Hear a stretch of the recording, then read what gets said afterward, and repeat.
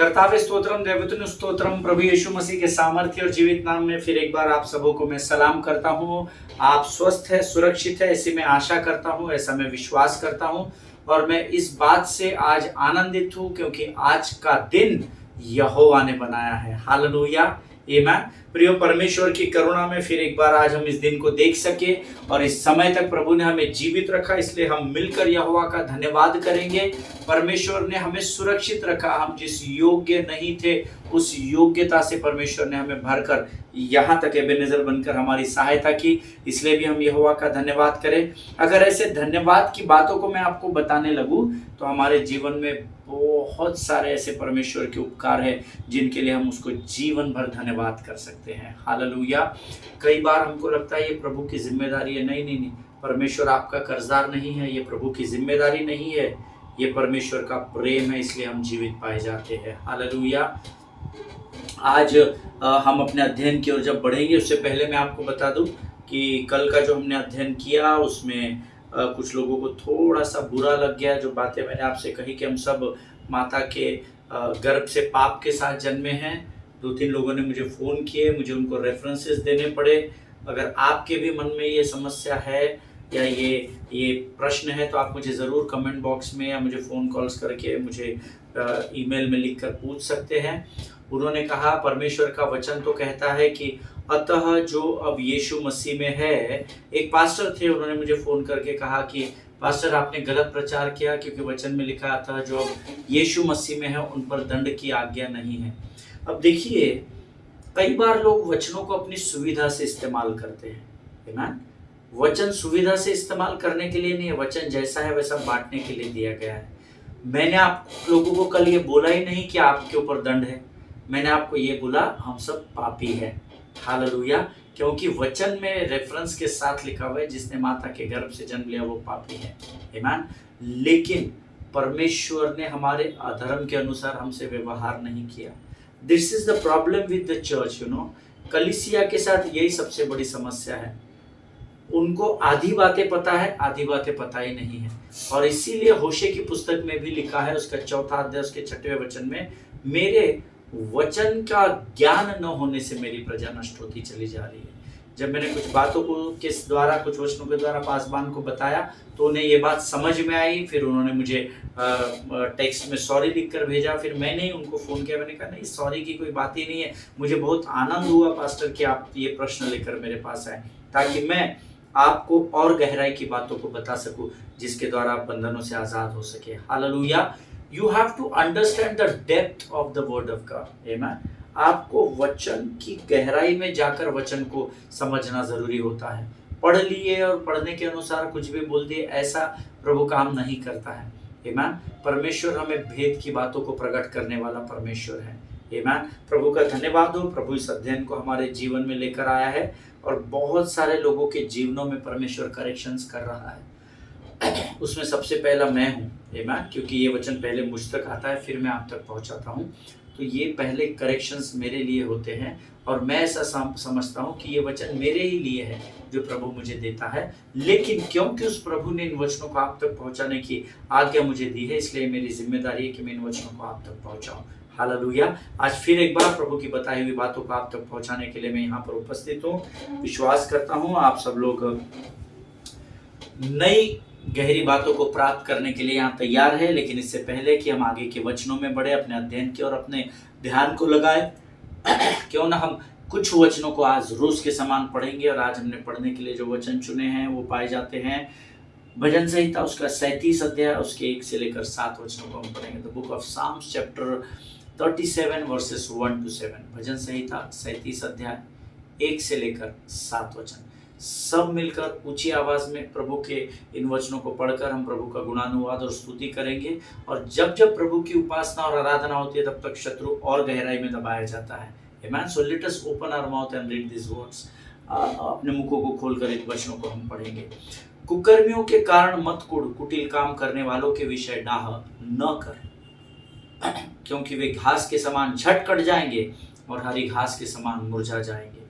यहोवा पर भरोसा रख और भला कर, देश में बसा रहे और सच्चाई में मन लगाए रहे। यहोवा को अपने सुख का मूल जान और वह तेरे मनोरथों को पूरा करेगा। अपने मार्ग की चिंता यहोवा पर छोड़ और उस पर भरोसा रख, वही पूरा करेगा। वह तेरा धर्म ज्योति के समान और तेरा न्याय दोपहर के उजियाले के समान प्रकट करेगा।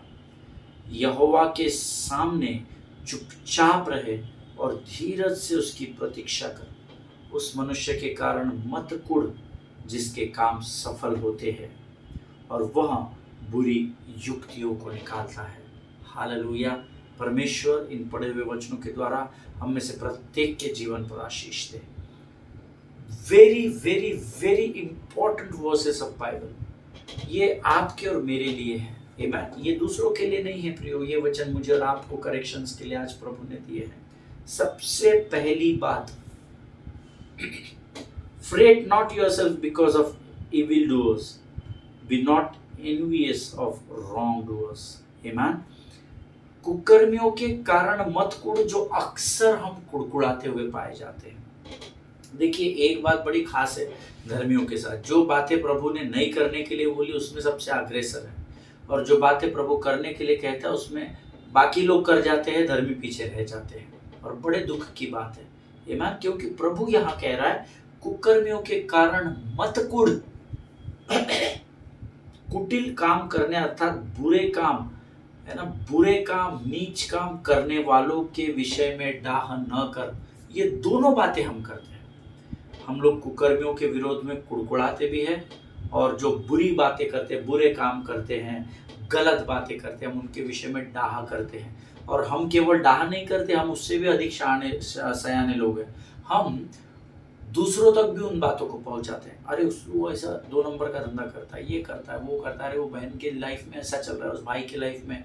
ना ना ना, परमेश्वर न्यायी है, इस बात को हमेशा स्मरण रखना। इसीलिए वो चेतावनी के रूप में हमको आज बता रहा है, कुकर्मियों के कारण मत कुड़, कुटिल काम करने वालों के विषय में डाह न कर। क्यों मत कर? क्योंकि वे घास के समान झट कट जाएंगे, ऐसा वचन में लिखा है, और हरी घास के समान मुरझा जाएंगे। इसका अर्थ क्या है पास साहब? इसका सरल अर्थ यह है कि आप दूसरों का न्याय मत करो, परमेश्वर अपने समय से हर एक का न्याय करेगा। हालेलुया। ये मुंह खोलते हो ना, तो इसको दूसरों की निंदा के लिए नहीं, लेकिन जीवन को प्रकट करने के लिए खोलना सीखिए। हालेलुया। आमीन। आगे वचन में लिखा है, यहोवा पर भरोसा रख, और उसके बाद तो अंडरलाइन वर्ड है एकदम, और भला कर। आमीन। अगर कुटिल है, अगर कुकर्मी है, तो उसका न्याय मत कर, परंतु उस परिस्थिति को देखकर भी तू यहोवा पर भरोसा रख और भला करता चला जा। हालेलुया। ना तो हम भला कर रहे, ना तो हम किसी के विषय में अच्छा बोल रहे हैं, हम सारी उल्टी बातें कर रहे हैं। देश में बसा रहे और सच्चाई में मन लगाए रहे। वो क्या करता है उसमें मन लगाने से अच्छा प्रभु के वचन में मन लगा। सच्चाई प्रकट होगी और सत्य ही तुझे बंधनों से आजाद करेगा। हालेलुया। जिनके सुनने के कान हो वो सुन ले, प्रभु क्या बताना चाहता है। यहोवा पर भरोसा रखे प्रियो, हर परिस्थिति में। और जो यहोवा पर भरोसा रखता है ना, वो किसी का बुरा नहीं करता, वो भलाई के कामों में ही बढ़ता चला जाता है। हालेलुया। यीशु नाम में है चंगाई, यीशु नाम में है भलाई, ऐसा लिखा हुआ है गीत लिखने वाले ने। आमीन। आगे वचन में कहता है, यहोवा को अपने सुख का मूल जान, और वह तेरे मनोरथों को पूरा करेगा। जब आप परमेश्वर को अपने सुख का मूल जानते हो, मूल यानी स्रोत जानते हो, तब वह आपके मनोरथों को पूरा करता है। हालेलुया। अंग्रेजी में बहुत अच्छा लिखा है, delight yourself in the Lord and he will give you the desires of your heart. Hallelujah. वो तुम्हारे हृदय और मन की मनोकामनाओं को, मनोरथों को जरूर पूर्ण करेगा, ऐसा प्रभु का वायदा है। हालेलुया। आमीन। अपने मार्ग की चिंता यहोवा पर छोड़।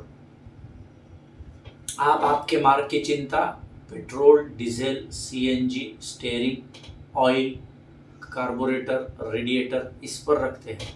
आप अपने मार्ग की चिंता, प्रॉपर पैसा हमारे पास है कि नहीं, रास्ते में कुछ हो गया तो सर्वाइवल टेक्निक्स है कि नहीं, परंतु बाइबल कहता है अपने मार्ग की चिंता यहोवा पर छोड़ और उस पर भरोसा रख, वही पूरा करेगा।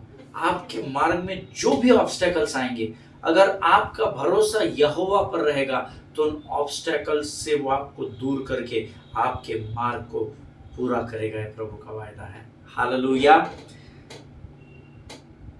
वह तेरा धर्म ज्योति के समान और तेरा न्याय दोपहर के उजियाले के समान प्रकट करेगा। अर्थात do not manipulate with God. Amen. He knows everything right from east to west and north to south. उससे कुछ भी छिपा हुआ नहीं है। वो उसकी आंखें हर पल हमारे जीवन पर बनी है। Amen. इसीलिए अपनी सारी बातों को उस पर छोड़ दो, वो सब कुछ प्रकट करेगा। Amen. और 7वां वचन कहता है, very important, be still before the Lord and wait patiently for him. Fret not yourself over the one who prospers in his way, or the man who carries out evil devices. Amen. Be still before the Lord. Be still and know that I am the Lord. Amen. परमेश्वर मूसा से भी कहता है, यहोशू से भी कहता है इस बात को, शांत रहे और जान ले कि मैं तेरा यहोवा परमेश्वर हूँ। यहाँ 7वां वचन कहता है, यहोवा के सामने चुपचाप रहे। Very very very important. इसका बी पार्ट उससे अधिक इंपॉर्टेंट। और उसकी प्रतीक्षा करना, धीरज से उसकी प्रतीक्षा कर। हालेलुया।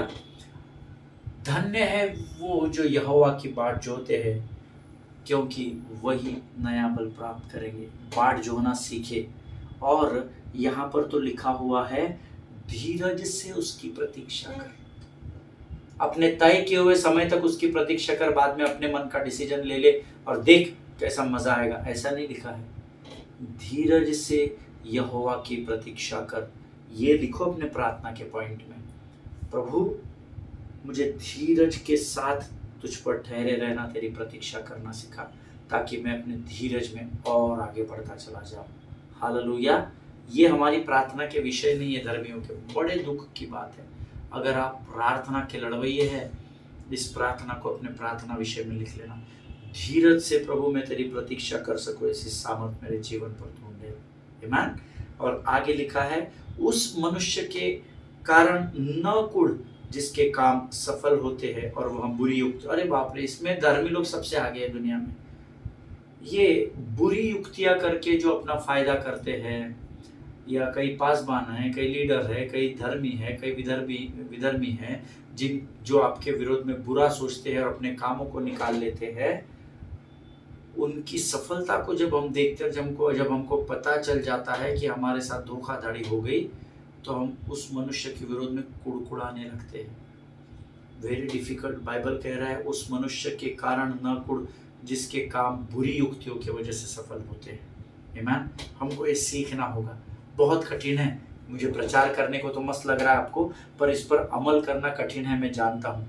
बट मैं ये भी जानता हूँ कि ये असंभव नहीं है, क्योंकि विश्वास करने वाले के लिए, जो यहोवा पर विश्वास करता है, उसके लिए कोई भी बात असंभव नहीं है। हम ये सब सीख सकते हैं। ये वचन हमें सीखने और तैयार करने के लिए ही स्वर्ग से दिए गए हैं। आमीन। परमेश्वर इन पढ़े हुए वचनों के द्वारा हम में से प्रत्येक पर अपनी स्वर्गीय आशीषों को उंडेले। ये समय है जब हम इन वचनों के पढ़े जाने की जो सामर्थ हमने प्राप्त की, उसके लिए यहोवा का धन्यवाद करें और आने वाले वचनों के लिए अपना समर्पण करेंगे। Let us pray. खुदावन प्रभु यीशु मसीह के सामर्थ्य, जीवित और अद्भुत नाम के लिए धन्यवाद देते हैं। प्रभु परमेश्वर पिता, तेरा नाम सारे नामों से ऊंचा है राजा। तेरे तुल्य और कोई नहीं जिसे हम हे अब्बा, हे पिता कहकर पुकार सके।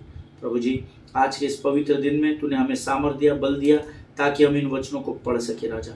हम धन्यवाद देते हैं प्रभु, इन वचनों को पढ़ने की जो सामर्थ तूने हमें दी है, उसके लिए हम तेरे ऋणी हैं प्रभु। तेरा गुणानुवाद करते हैं राजा।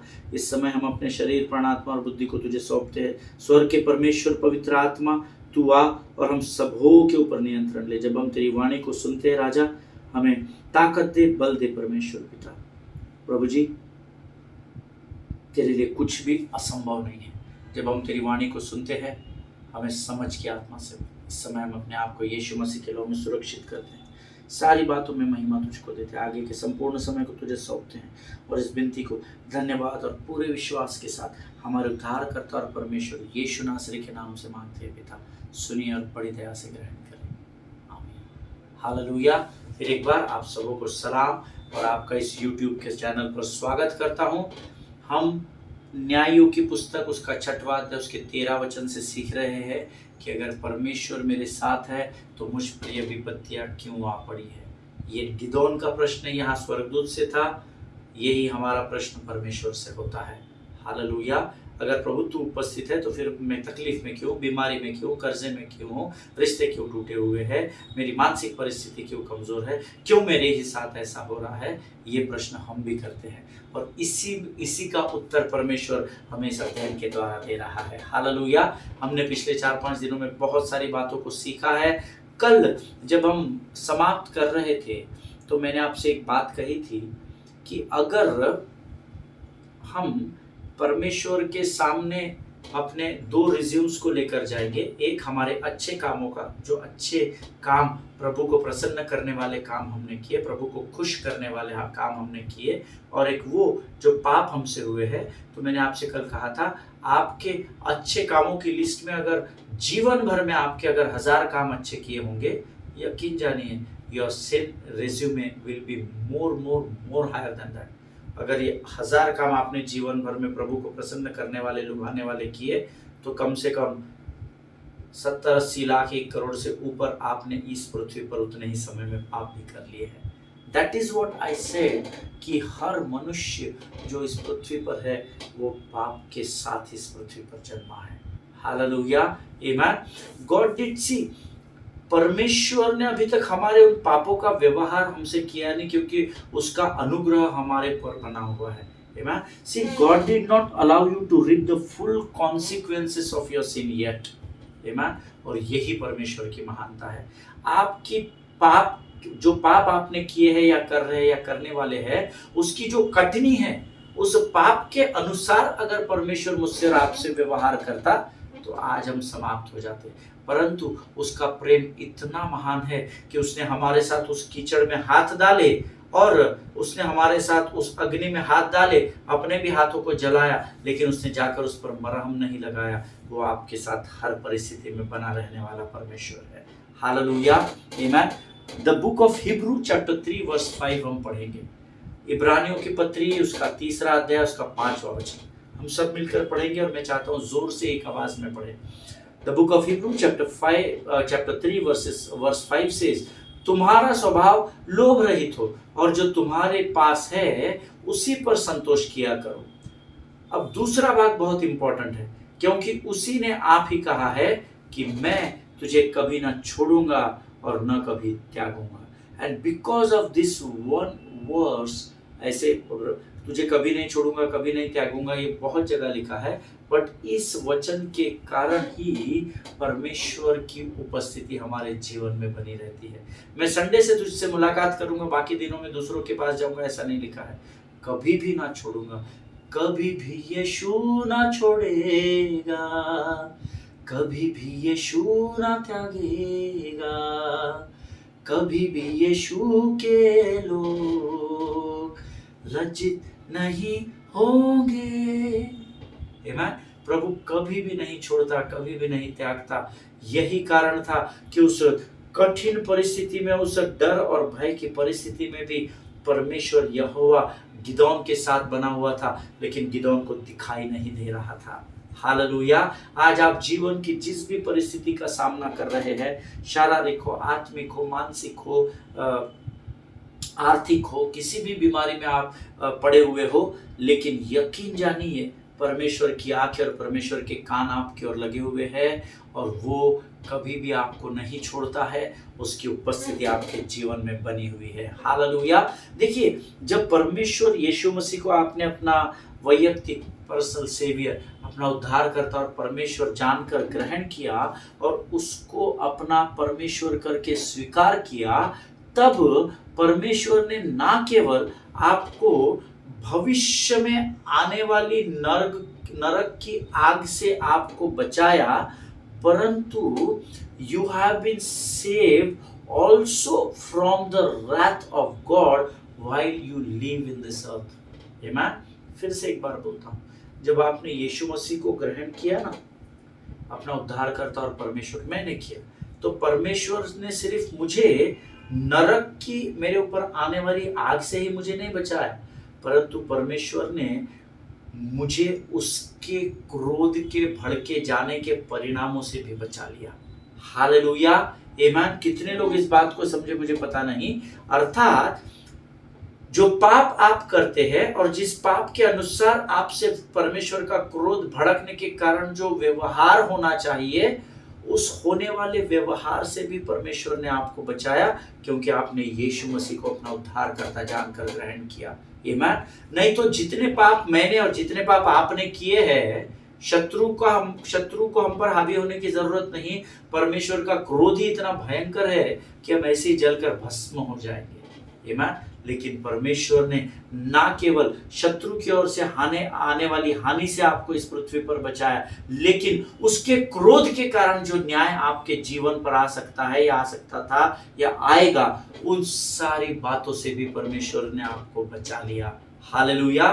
केवल एक ही कारण था, क्योंकि स्वर्ग के परमेश्वर को आपने अपना उद्धार करता और परमेश्वर को जानकर ग्रहण कर लिया है।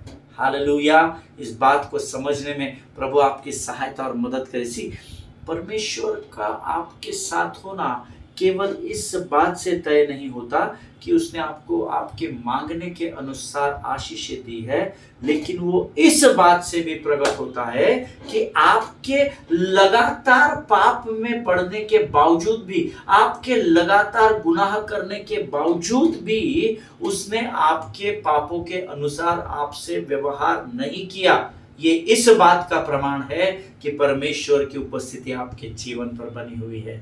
हालेलुया, आमेन। See the book of Psalms chapter 103 and verse 10 हम निकाल लेंगे। भजन संहिता उसका 103 अध्याय उसका 10वां वचन। शायद आप इस वचन से मेरी बात को समझ सके। भजन संहिता उसका 103 अध्याय उसका 10वां वचन कहता है, उसने हमारे पापों के अनुसार हमसे व्यवहार नहीं किया और न हमारे अधर्म के कामों के अनुसार हमको बदला दिया है। हालेलुया। ये वचन में लिखा है, अगर गलती से परमेश्वर हमारे पापों के अनुसार हमसे व्यवहार कर देता, क्रोध से भरकर अगर हमारा व्यवहार कर देता, तो हम यूं चुटकी बजाने से पहले भस्म हो जाते। बट ये परमेश्वर की महानता है कि हमारे इतने पाप, इजराइल ने इतने पाप किए, एक न्यायी मर गया फिर पाप में पड़े, दूसरा न्यायी नियुक्त किया इजराइल को छुड़ाया फिर पाप किया, तीसरा न्यायी को नियुक्त किया फिर इजराइल को अंधकार से छुड़ाया फिर पाप किया। अगर उसका क्रोध इतना अधिक होता तो वो इजराइल को गिदोन के द्वारा फिर एक बार बचाता नहीं। हालेलुया। क्योंकि परमेश्वर के क्रोध से परमेश्वर का अनुग्रह अधिक बड़ा है। हालेलुया, आमीन। जिनके सुनने के कान और समझने की बुद्धि हो, वो जान ले कि उसने हमारे पापों के अनुसार हमसे व्यवहार नहीं किया और न हमारे अधर्म के कामों के अनुसार हमको बदला दिया है। हालेलुया।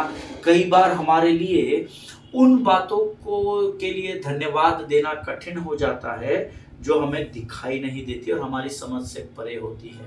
आमीन। बहुत सारे many times it had happened in my life. आमीन। मेरे जीवन में ऐसा कई बार हुआ कि मैंने परमेश्वर को उन बातों के लिए धन्यवाद ही नहीं दिया जो मुझे दिखाई नहीं दी या तो मेरी समझ से परे थी। इस बात के लिए क्या प्रभु को धन्यवाद देना? अरे ये तो हुआ ही नहीं तो क्या धन्यवाद देना, दिख तो कुछ भी नहीं रहा तो क्या धन्यवाद देना, या मुझे तो समझ में नहीं आ रहा, प्रभु को इस बात के लिए क्या धन्यवाद देना। ऐसी परिस्थितियां मेरे जीवन में बहुत आई और हमारे सबों के जीवन में अक्सर ऐसा होता है। कई बार हमें ये पता ही नहीं चलता कि परमेश्वर ने हमें कुछ भयंकर बातों का सामना करने से बचा लिया है। You know, many times we think that nothing special had happened, so why to praise God, why to thank the Lord? Amen. So जब हमें चीजें दिखाई नहीं देती है, समझ में नहीं आती, then we think how can I praise God for what I don't know?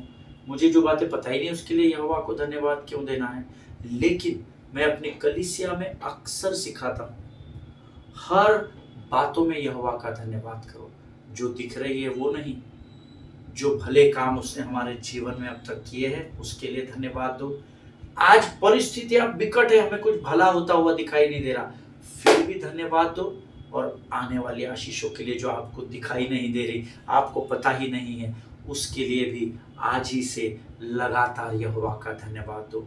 हो सकता है आपके मन में कई बार ये प्रश्न आए कि धन्यवाद किस बात का, अब क्या कर दिया प्रभु ने, मेरा तो सामान्य जीवन चल रहा है, 10 बजे जाता हूँ, 5 बजे घर जाता हूँ, है ना, अपने जीवन को जी रहा हूँ, सेवकाई कर रहा हूँ, तो धन्यवाद किस बात का देना।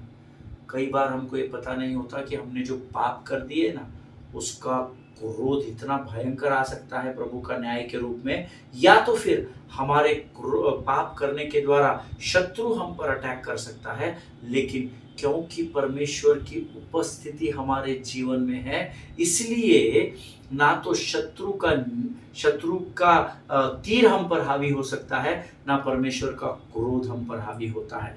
जब कभी भी हम धन्यवाद देते हैं या जब कभी भी हम अपनी प्रार्थना में गिड़गिड़ाते हैं, प्रभु फिर एक बार हम पर अपनी कृपा और करुणा को उंडेलता है। हालेलुया। जिनके सुनने के कान हो वो सुन ले। फॉर एग्जाम्पल, एक उदाहरण देकर मैं समझाना चाहता हूँ। You don't know what God didn't allow you to happen in your life. आप नहीं जानते कि परमेश्वर ने किन भयंकर बातों का सामना करने से आपको रोक लिया है, आपके जीवन से दूर कर दी है। वो भयंकर बातें जिसका आप सामना नहीं कर सकते, जिसमें आप जल कर राख हो जाते, हमको नहीं पता है वो हमने कौन से ऐसे पाप कर दिए जिसके कारण वो भयंकर तूफान का सामना हमको करना पड़ सकता था, परंतु परमेश्वर ने उसे होने नहीं दिया हमारे जीवन में। लेकिन आपको ये जरूर पता होता है, आपको ये नहीं पता कि आपके पाप के कॉन्सिक्वेंसेस क्या हो सकते थे। ये आपको नहीं पता, क्योंकि प्रभु की उपस्थिति और उसकी करुणा आपके जीवन में बनी है। लेकिन आपको ये जरूर पता है, मुझे ये जरूर पता है कि मैंने क्या पाप किए हुए या आपसे क्या पाप हुए हैं, और उन्हीं पापों के साथ हम रात को अपने बिछौने पर सोते हैं, है ना। हम सब, आप आपके बिछौने पर रात को कुछ पापों के बोझ को लेकर, कि कुछ लोगों को तो पाप बोझ भी नहीं लगता, उनके लिए तो लाइफस्टाइल है, तो उस पाप के बोझ को लेकर हम सोते हैं, because you know that you are sinner. देखिए, आप पापी है या नहीं है ये कोई पृथ्वी पर जाने या ना जाने। शायद आप दो मुँहे हो, हाथी के खाने के दांत अलग, दिखाने के दांत अलग, हम सब इस मुहावरे को जानते हैं। शायद इस पृथ्वी पर आपके पाप को कोई मनुष्य न जानने पाए, परंतु स्वर्ग के परमेश्वर से कुछ भी छिपा हुआ नहीं है। आमीन। और कई बार हम उन पापों के साथ ही अपने बिछौने पर रात को जाते हैं, और जब हम अपनी आंखें बंद करके दिन भर की बातों को सोचते तो हमको पता है कि हमने आज ये पाप, ये गलतियां की है। और दूसरे दिन सुबह जब आपको ये पता भी नहीं कि आज का दिन कौन सा है, which is Tuesday, Wednesday, Thursday, Friday, कौन सा दिन है ये भी आपको पता नहीं है, और समय देखने के लिए आपके हाथ में वॉच भी नहीं है, क्योंकि रात को वॉच निकाल कर आपने रख दी है। और जैसे ही आप अपने बिछौने से अपनी आंखों को मिचमिचाते हुए उठते हो, you experience the miracle of God, because he did not deal with you according to your sin. Hallelujah, आमीन। और यही कारण धन्यवाद देने के लिए काफी है। आमीन। आप रात को पाप के बोझ की गठरी के साथ सोते हो, आपको पता है आज आपने पाप किए हैं, और आप दूसरे दिन जब सब कॉन्शियस से कॉन्शियस की ओर आते हो, अपनी आंखों को खोलते हो और मिचमिचाते हो और उसको क्लीन करते हो, आपको दिन नहीं पता, आपको तारीख भी नहीं पता होगी कि कितने बजे है, ये भी नहीं पता है। यही आपका बिछौने से बाहर आना आपके लिए आश्चर्यकर्म होता है, क्योंकि आपके पाप की गठरी के साथ लिए गए पापों के अनुसार रातों रात परमेश्वर ने आपका न्याय नहीं किया। हालेलुया, आमीन। ये वचन, इसलिए ये बात मैंने आपको इसीलिए बताई है ताकि आप इस बात की गहराई को जान सको।